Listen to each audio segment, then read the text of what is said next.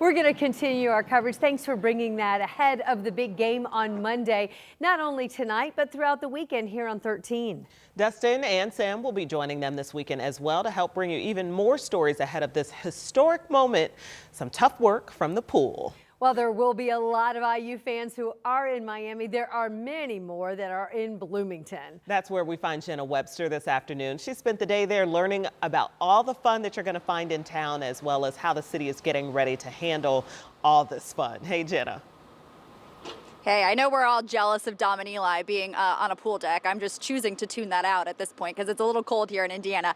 But who can complain about Bloomington? This is the headquarters of Indiana University, and it's not hard to believe Visit Bloomington saying that they expect thousands of people to be here on Kirkwood Avenue Monday night and really throughout Bloomington watching this game, cheering on the Hoosiers. So take a look at this because there are signs of this championship game, all this excitement all over downtown Kirkwood. The Upstairs Pub, they plan to get the celebration started at 11 a.m. on Monday. And just today, the city announced a free watch party at the Buskirk Chumley Theater. That will be after an MLK celebration that is still happening. 600 seats are at the theater, available first come, first serve. Lenny's is also ready to celebrate and says their watch party is already completely booked. They say they have more than 100 guests for that. One student employee who, by the way, also went as a student journalist to the Rose Bowl says being here Monday night will be a front row seat to history.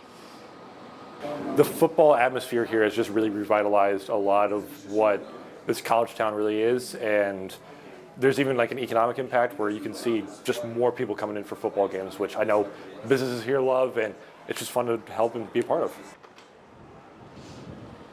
It will certainly be fun to be a part of Monday night. Visit Bloomington expects hundreds of thousands of dollars to be spent in town here.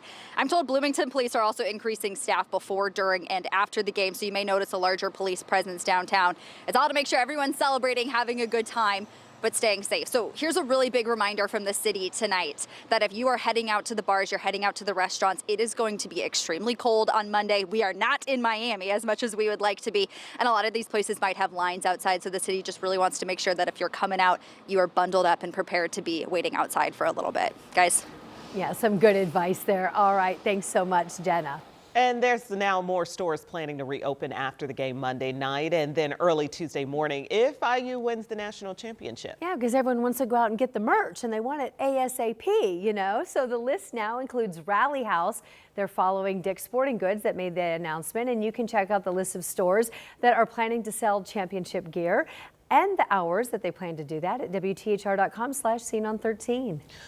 And we got you covered before, during, and after the game right here on Channel 13, as well as WTHR Plus. Yeah, this is really cool. If you go over to WTHR Plus, that's where you can catch our streaming special that we're putting together ahead of the national championship game at 6 o'clock on Sunday night. Angela was just saying it just sure would be nice if that game was tonight. I know, I'm ready. Yeah, you kind of think Friday to Friday, and this Friday to Monday is just a little bit different. That would work. Yes. But we will wait 2 more days. We will wait. They got to get in town. They got to stretch, warm up. I guess. Yeah. All right. Angela's following these cooler temperatures and some snow that we've seen. Yes, we've had snow, we've had the cold air, we've got a little rain on radar, and really it bears repeating what Jenna said. Monday is going to be our coldest day. So if you are standing outside in a line to get into one of those watch parties, we're going to be in the teens and feeling like sub-zero. So be thinking now, okay, this is where I'm going and I may have to stand outside. You've got your warning now that we're going to need to bundle up. What helped us today in terms of those snow showers that Felicia mentioned, we actually did get above freezing. We're at 35 in Indianapolis, Noblesville, Carmel right now, 34 in Greensburg. Our Pacers in town at home, a game you can see here on Channel 13 tonight at the Fieldhouse. There will be some scattered rain and snow showers around. Temperatures will stay above freezing for the next several hours. You can see a little rain to the southeast and a couple of showers developing just to the west of Lafayette. We'll keep an eye on that. Really expanding the radar, you can see what's coming our way. These bursts of snow that will continue off and on for about the next 24 hours. Cold and snowy start to the weekend. I'll have the rest of the forecast in a few minutes. Angela, thanks so much. On to more news now. A Missouri man is going to prison for 40 years for killing an Indiana state trooper. Our Rich Nye was in the courtroom in Hendricks County today. It was packed with police officers as the decision was made as Eddie Jones got that sentence for swerving a stolen car into the trooper Aaron Smith during a police chase. All of these Indiana State Troopers showed up to remember Trooper Aaron Smith. I counted about 75 troopers sitting or standing in the courtroom, and another 30 or more officers from other agencies outside the courtroom. The dedication of Trooper Aaron Smith to his faith, the dedication to his family, the dedication to his friends, the dedication to his community, and the dedication that he gave to the Indiana State Police. I don't think we can ever forget that. Police were chasing then 18-year-old Eddie Jones in a stolen car on June 28, 2023. Trooper Smith was deploying stop sticks on Ronald Reagan Parkway at I-70 when Jones swerved right, hitting and killing Smith. Smith was 33 years old. I wanted to tell Eddie Jones that I know he murdered my son. I watched the video of the tape. It wasn't an accident. I'm deeply trying to find peace with it and forgiveness, and it's coming. It's not easy. 10 people gave victim impact statements, including Trooper Smith's widow, Megan. She said he made the best choice to be a Christ follower, to join the military, and to become a state trooper.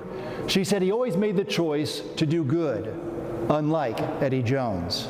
The judge sentenced Jones to the terms of the plea agreement, 40 years in prison, then 10 years probation, for resisting law enforcement causing death, attempted aggravated battery, and attempted battery with a deadly weapon. There's not a person in this rotunda that doesn't want more. And I would sympathize with that. But you have to sort of look at those sort of finality that this plea brings to the family. There's no appeal. There's going to be no chance to modify his sentence. And those things matter. And so at the end of the day, we thought this was a fair and just plea. Jones did not speak at his sentencing, but his attorney read an apology letter written by Jones. In Danville, Rich Knight, 13 News. A murder charge was dismissed as part of the plea deal, but this 50-year total sentence does fall within the range of a murder sentence. Tonight, we're learning the attorneys for a man accused of murdering his own brother and another woman plan to use the insanity defense at his trial. Jason Lapsley is charged with shooting and killing his brother, Justin Boyd, an Indianapolis firefighter, as well as Jasmine Ivy Deed, who was a lawyer. The two were found dead in a crashed pickup truck near Michigan Road and Grandview Drive back on New Year's Day of 2024. Lapsley is scheduled to go on trial in a little more than a week, but a hearing on the motion for an insanity defense is now scheduled just 4 days before it. Tonight, we're learning that the Marion County Sheriff has ended what was a special deputy program at Eskenazi Hospital. This program gave limited law enforcement authority to the hospital employees. The sheriff says the program's been winding down now for more than a year after Eskenazi requested an extension to create its own police department. But the sheriff says the hospital hasn't done that, and so now any arrest made by the hospital or Health and Hospital Corporation of Marion County special deputies will be reviewed by a Sheriff's Office supervisor. Ahead of bringing the Chicago Bears to Indiana. How Hoosier lawmakers amended a bill that they hope will draw that team away from Chicago. That's ahead at 5:30. But first, right here at 5, let's talk about the Colts. They're making a move too. The changes they're making when it comes to training camp. Where they're moving after this coming summer in Westfield. Plus, threatening other countries. We have the warning that the president issued today when it comes to his hopes to take over Greenland.